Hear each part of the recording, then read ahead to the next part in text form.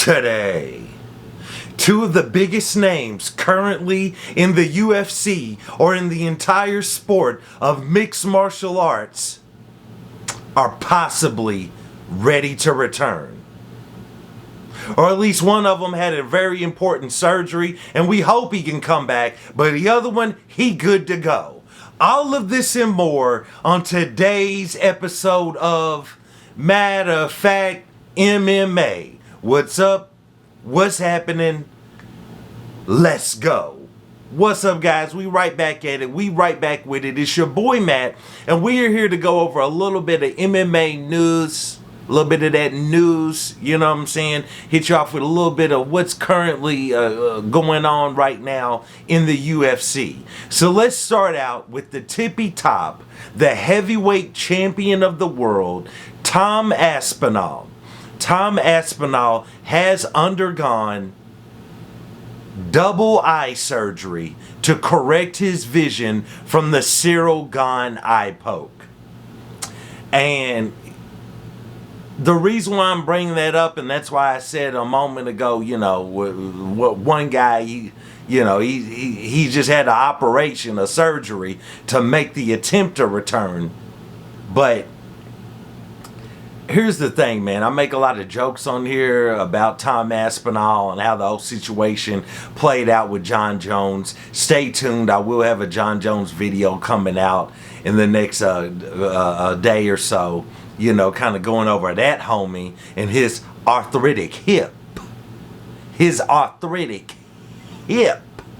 But nevertheless, man, shout out to Tom Aspinall. You know, no one wants to ever have to deal with losing their vision, having their vision impaired, or heaven forbid, full-blown going blind, especially while doing your profession, especially when, you know, possibly your heavyweight title run is just about to blossom or bloom or whatever adjective you want to use. It's related to a flower. Nevertheless, man, shout out to Tom Aspinall. He undergoes surgery to correct vision actually in both of his eyes. And so we are hoping that recovery goes well and that we will be able to see Tom Aspinall back in the octagon sooner than later. With that being said, it's going to be very interesting to see what the UFC decides to do as far as that timeline of the return of Tom Aspinall. Because if his recovery starts going well and it looks like he will for sure be ready to fight, let's say in the next 6 months or so, I could definitely see the UFC throwing an interim heavyweight title fight onto the White House card to help make that show even larger, and then having a unification of the actual heavyweight champion and the interim heavyweight champion. They have a unified heavyweight champion later on this year. So it's kind of like the UFC kind of manufactures an additional huge fight, you know, because everyone's going to want to, like, everyone will want to see who is going to eventually challenge Tom Aspinall for the championship. So, you know, I'm sure that Cyril Gane will be one half of that interim fight if they end up doing it. And I don't know who the other person would be, but regardless, it would be very interesting to see how that plays out. So shout out to Tom Aspinall. Salute to him. Hopefully this guy gets better. Hopefully he gets his vision corrected and he can get back in the octagon, you know. Until then, Waldo Cortez Acosta. Or is it Waldo Costa Cortez? I believe it's Waldo Costa Cortez.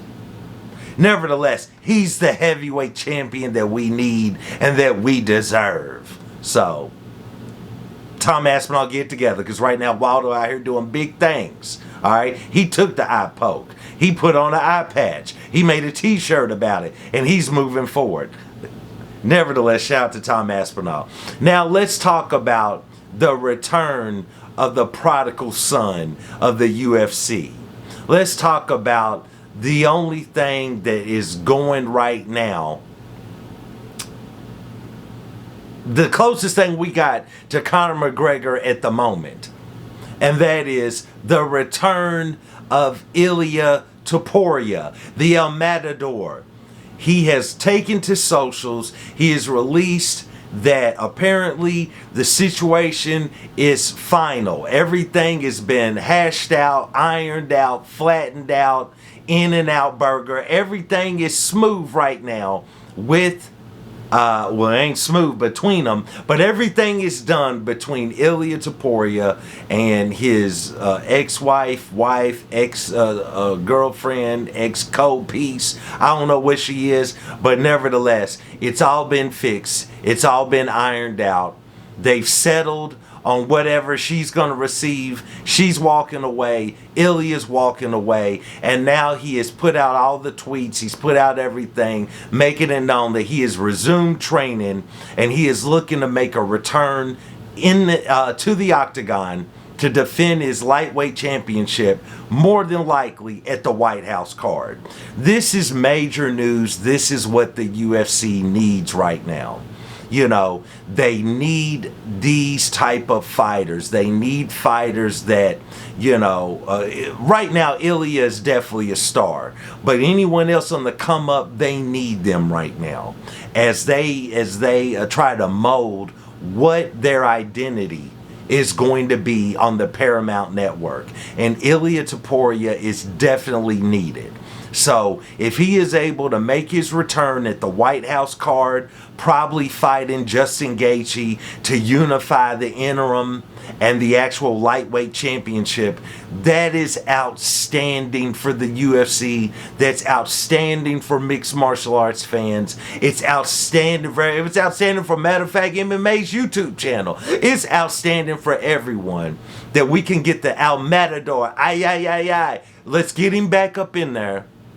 Lock him in the cage with the king of violence, Justin Gaethje, and let's see who emerges the lightweight champion.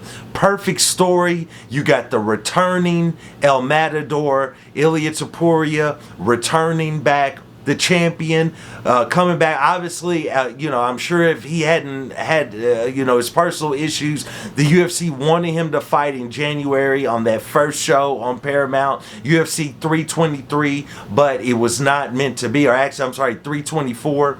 Nevertheless, man, we can now have the return of Ilia Topuria, return of the sport's current star, and you have a great already made storyline between him and Justin Gaethje. This is Justin Gaethje's last chance to become the legit unified lightweight champion of the world before he rides off into the sunset and retires from the sport.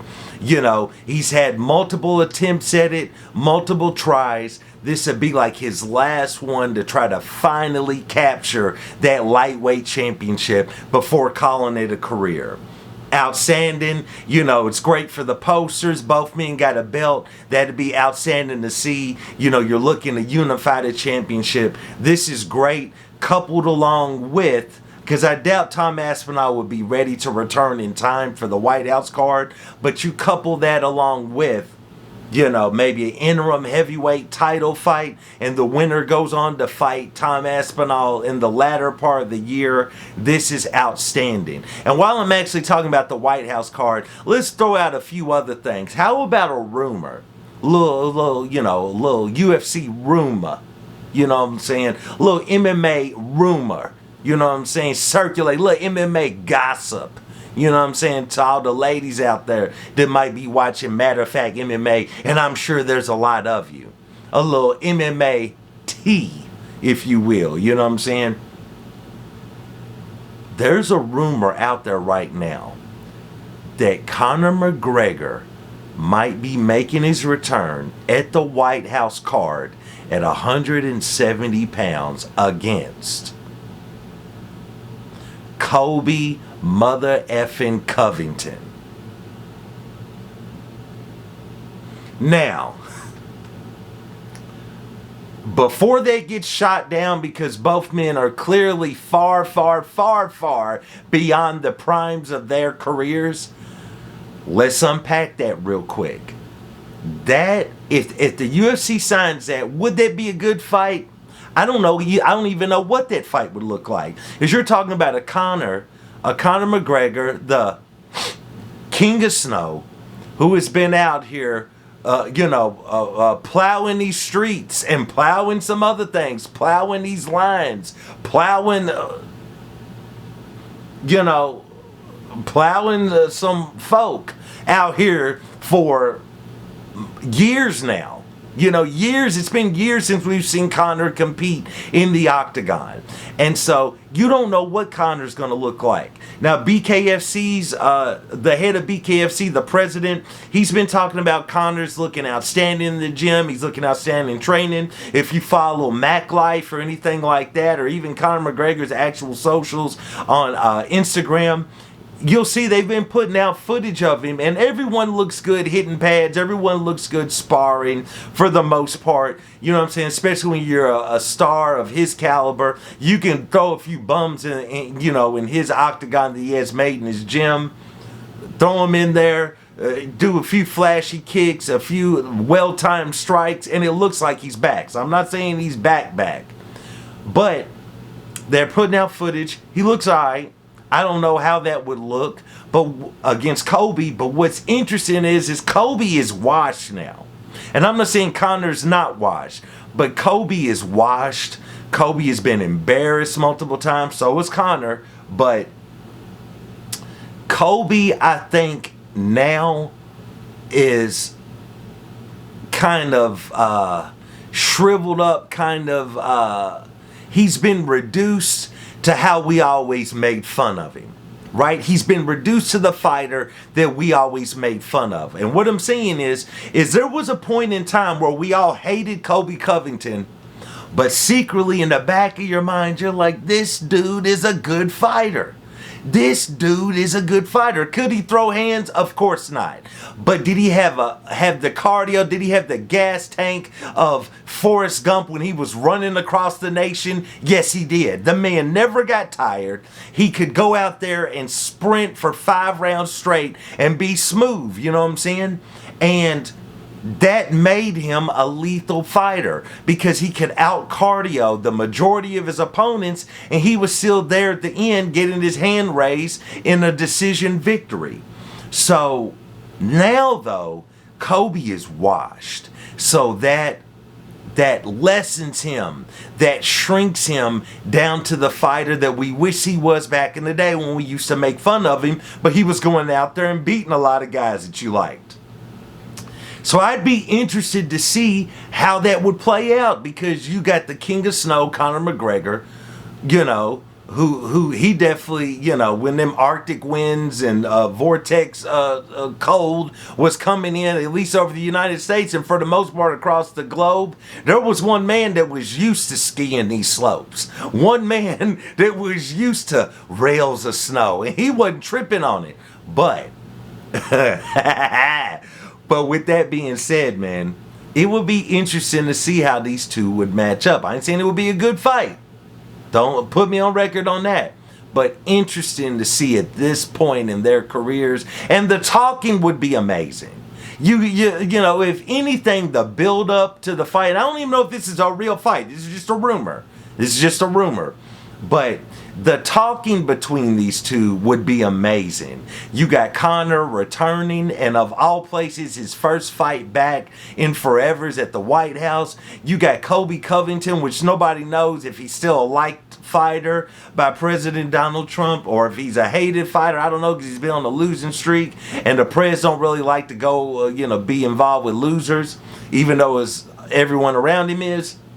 But nevertheless, man, very, very interesting. So we'll see how that plays out, man. That's just a couple of things that's going on in the rumor mill as it somewhat relates to that. And like I said, I'm, kind of dropping a little hint to my next video.